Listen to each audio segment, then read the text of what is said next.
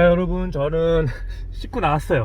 오랜만에 넥타이도 맸습니다. 요즘에는 비즈니스 할 때 넥타이 잘 안 매는 추세잖아요. 요즘 분위기는 중요한 자리에서도, 심지어 대기업들도 넥타이를 잘 하지 않는 분위기가 형성이 됐습니다. 그만큼 시대가 많이 변했죠. 씻으니까 좀 낫죠. 화장은 힘들어도 힘든 티를 내면 안 된대요. 그래서 항상 말끔하게 차려입고 피곤한 내색 보이면 안 되고, 항상 정신 똑바로 차려가지고 열심히 살아야 된다라는 거를 좀 배운 적이 있었거든요. 디자인 미팅 하러 나가고 있는데, 저는 이제 사업을 계속 준비하다 보니까 제 컴퓨터나 핸드폰으로 계속 관련된 키워드들을 검색해서 아마 알고리즘이 저한테 맞춰지는 것 같은데, 저는 그 크몽 이런 광고들이 저한테 많이 떠요. 크몽의 최신 광고들을 보면 기존에 크몽을 이용했던 분들을 인터뷰해갖고 좋았다, 추천한다, 이런 이제 인터뷰들을 광고로 내보내는 그런 영상들을 많이 볼 수가 있는데, 적어도 저는 크몽에서 이런 디자인적인 부분 있죠, 결과물이 주관적인 거, 이런 거는 크몽을 비추합니다. 디자인이라는 거는 결과물이 상당히 주관적이에요. 예를 들어서 예쁜 거가 뭐예요? 사람을 한번 기준으로 얘기해 볼게요. 자, 예쁜 사람은 뭡니까? 쌍꺼풀이 있는 사람이 예뻐요? 없는 사람이 예뻐요? 기준에 따라서, 또 상황에 따라서 있는 사람도 이쁠 수 있고 없는 사람도 이쁠 수 있어요. 근데 그거를 딱히 특별하게 있는 사람이 이쁘다, 없는 사람 못생겼다 라고 정의할 수 없잖아요. 디자인이라는 건 보는 사람에 따라서, 또 해석하는 거에 따라서 좋을 수도 있고 안 좋을 수도 있어요. 근데 이거를 디자이너랑 소통을 하면서 나의 물건을 만들어가는 건데, 지금 제가 이제 제품 패키지를 만들고 있잖아요. 내가 원하는 건 이런 방향인데, 디자이너는 자기가 판단하기엔 이쪽이 맞다고 생각할 수 있어요.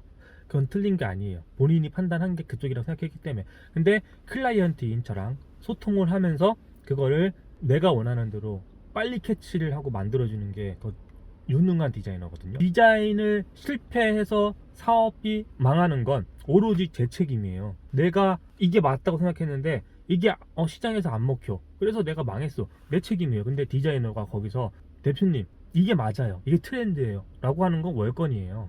혹은 애초에 이런 감도 못 잡고 자꾸 자기의 고집대로 우기는 거예요. 나는 이렇게 배웠고 이게 내 스타일이니까. 이것도 디자이너로서 다양성을 추구하지 못하는 능력이 부족한 사람이라고 볼 수 있어요. 디자이너는 나만의 기준과 나만의 철학, 나만의 고집을 내세우는 것도 분명히 필요합니다만, 결국에는 상업적인 디자인이잖아요. 예술가가 아니잖아요. 상업적인 디자이너는 클라이언트가 원하는 걸 빠르게 캐치해서 그가 원하는 만족도를 빠른 시일 내에 맞춰주는 게 유능한 디자이너라고 저는 생각합니다. 하지만 크몽에서는 가장 큰 단점이 있죠. 일단 크몽은 예산이 적은 고객사가 조금 더 비교적 저렴한 디자이너를 찾기 위해서 활용하는 플랫폼이라고 볼 수 있어요. 만약에 내가 돈이 많아 그러면 그냥 대놓고 큰 기업, 대기업 디자이너를 고용하면 되죠. 돈은 많이 들어가겠지만 내가 원하는 대로 나올 가능성이 높습니다. 크몽에서는 반대로 그거에 완전히 정반대되는 상황이에요. 상대적으로 예산이 적고요. 상대적이라고 표현하기도 그래요. 정말 예산이 적고요. 그리고 디자이너도 그 적은 예산을 가지고서 열심히 자기의 레퍼런스, 포트폴리오를 만들어가는 과정에 있는 사람들입니다. 즉, 아직 내가 일거리가 많지 않고 경력이 짧은 사람들이 크몽에서 활동할 가능성이 높아요. 그들도 그렇게 일을 해가면서 경험을 쌓고, 그러면서 점점 일거리가 많아지면서 단가도 높아지고 유명해지고 하는 과정들이 필요할 거예요. 그런 부분에서는 나쁘다고 생각하지 않아요. 하지만 뭐가 나쁘냐? 소통이죠, 소통.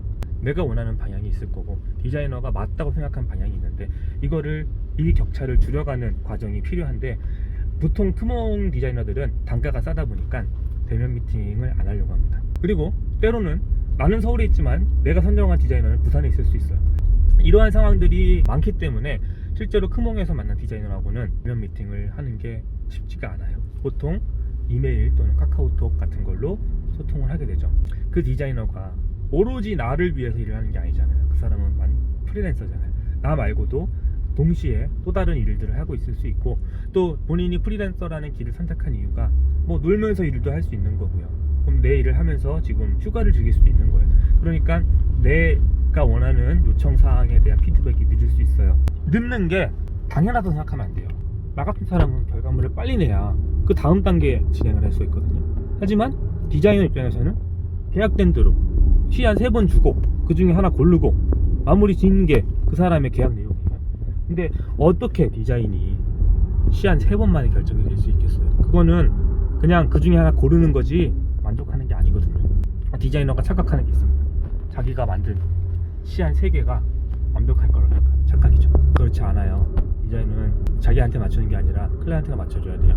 물론 그 횟수가 증가할수록 시간이 길어지기 때문에 단가는 비싸져야 된다고 생각을 합니다만, 이 간극을 잘 메꿔주고 결과물을 빨리 내려면 결국에는 제가 계속 얘기하는 센스, 디자이너의 센스가 절차를 최소화시킬 수 있는 거거든요.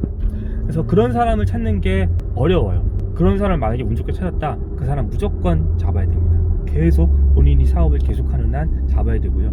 본인이 어느 정도 규모가 커지면 반드시 데리고 와야 돼요. 이번에 제가 진행했던 디자이너는 사실 크몽은 아니에요. 하지만 왜 크몽을 굳이 공격을 하냐면 이번 일했던 형태가 좀 비슷했기 때문이죠. 사실 이제 소개를 받았는데 제가 단가를 높게 부르지 못했어요. 저도 스타트업인데 제가 돈이 어딨겠어요. 최소한의 금액으로 일을 진행하려고 했죠. 그러다 보니까 디자이너가 저희를 만나지 않으려고 합니다.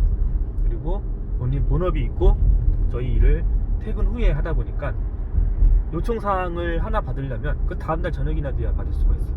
그럼 우리가 저녁에 받으면 우리끼리 또 이것저것 수정사항을 정리해서 보내면 또 다음날 저녁에 와요.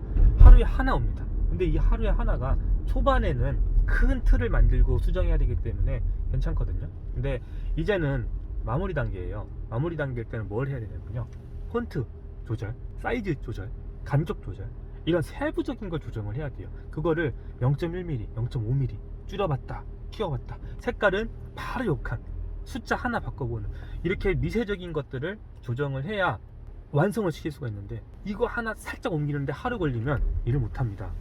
이런 부분에서 대면 미팅을 못하는 디자이너하고 일을 했을 때 생길 수 있는 정말 큰 낭패죠, 낭패. 아마 디자이너분들이 이걸 보면서 그럴 수 있을 것 같아요. 네가 그렇게 깐깐하게 만든 디자인 만들면 성공할 것 같아? 라고 이제 그러면서 얘기할걸요. 성공할지 말지는 모르는 거예요. 하지만 디자이너는 그것까지 판단할 자격이 없어요. 디자이너는 내가 원하는 대로만 만들어주면 돼요. 그 이상 생각하는 오바예요. 그냥 내가 원하는 대로 완성품을 빨리 만들어주는 거. 자기가 거기서 이게 상업성이 있니 없니, 사업적인 부분에서 요즘 트렌드를 따라가니 못 따라가니를 판단할 필요는 없는 겁니다. 그거는 오너인 사람이, 클라이언트가 판단하는 거죠. 그래도 망할 수 있거든요. 원래 초안을 줬던 디자이너가 준 디자인대로 했는데 성공할 수도 있거든요. 모르는 거예요. 그거는 디자인 때문에 성공한 걸 수도 있고요, 디자인 외에 다른 요소 때문에 성공한 걸 수도 있어요. 막말로 한번 유명해지면 똥을 싸도 뉴스에 나온다고 하죠. 유명한 산을 만들면 그냥 백지를 제출해도 예술품이 되고요, 그게 세상입니다. 대충 만들어도 그게 유명해지고 대기업이면 그 안에다가 의미만 갖다 집어넣으면 그 자체가 멋이 되고 예술이 되는 거예요. 솔직히 그래요. 그게 디자인이고요, 그게 세상이에요. 디자인을 공부하는 사람이 봤을 때는 말도 안 되는 거거든요. 근데 그게 성공한 거잖아요. 그러면 그게 말이 되는 거예요. 어쨌든 간에 결과물은 책임을 지는 게 뭐예요? 돈을 내는 사람이 결정하는 거예요. 근데 그런 사람을 크몽에서 만나는 거 쉽지 않죠. 그게 우리가 초창기 사업을 할 때 유의사항이라고 할 수 있죠. 어쨌든 저는 되게 운이 좋게도 좋은 디자이너 분이 합류해 주셔가지고 이제 디자인 걱정 한시름 놓을 것 같아요. 지금 빨리 가서 미팅하면서 오늘로써 패키지를 완성시키려고 합니다.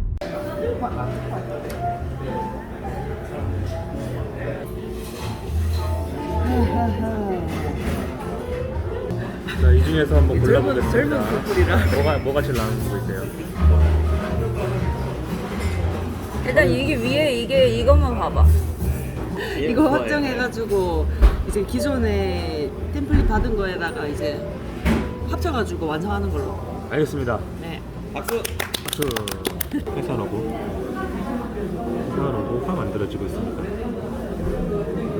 자, 디자인을 이렇게 마쳤습니다. 2시간 정도 미팅을 했는데 제품 디자인 완성을 했고요, 회사 로고까지 완성 지었습니다. 회사 로고는 살짝 더 수정할 수도 있는데 일단 거의 완성이 된 것 같아요. 제가 아까 미팅하러 가기 전에 했던 얘기가 바로 이런 겁니다. 이렇게 만나면 진짜 순식간에 끝낼 수 있는 걸 메일로만 왔다 갔다 하잖아요. 그러면 사실 한도 끝도 없어요. 이게 크몽의 가장 큰 단점이죠. 저도 지금 사업을 이제 하면서 이게 성공할지 실패할지 아직 모르는 상황에 조언이라고 하긴 그렇지만, 저는 이 프로젝트는 처음이지만 그래도 지금까지 사업을 몇 번 진행했던 경험자로서 여러분들도 만약에 디자인이 필요하다, 근데 딱히 주변에 도와줄 만한 사람이 없다, 그래서 전혀 모르는 사람하고 연결을 해야 되는데 예산이 많지 않아서 좀 저예산 디자인을 찾는다 그럴 때 크몽을 찾을 거예요. 유의할 게 있습니다. 한 번 정도는 만날 수 있는지 그런 거를 좀 찾아가지고 조율을 하는 게 여러분들 제품을 조금 더 빠르고 완성도 있게 만들 수 있는 비결이지 않을까라는 게 오늘 영상의 핵심입니다. 오늘 완성된 디자인으로 뒤에 제품에 이제 고지돼야 되는 그런 법적 사항들이 있거든요. 그걸 입힌 다음에 문항 검수라는 걸 해야 돼요. 이제 법적으로 기입해야 되는 사항이 있는데 빼먹은 게 있는지, 넣으면 안 되는데 저희가 넣은 게 있는지, 그런 게 들어가 있는지, 그 다음에 오탈자가 있는지 그런 걸 이제 검수를 해야 돼요. 이제부터 오탈자 검수를 제대로 하지 않고 제품을 생산했는데 나왔는데 오탈자가 있어요. 그럼 제 책임이 되는 겁니다. 그런 부분들을 확실하게 검사를 하면 문제가 없으면 이제 발주를 넣을 수가 있는 거예요. 그러면 다음 시간에 아마 다음 시간이면은 발주 넣는 것까지 되지 않을까 싶습니다. 드디어 제품 생산이 되네요.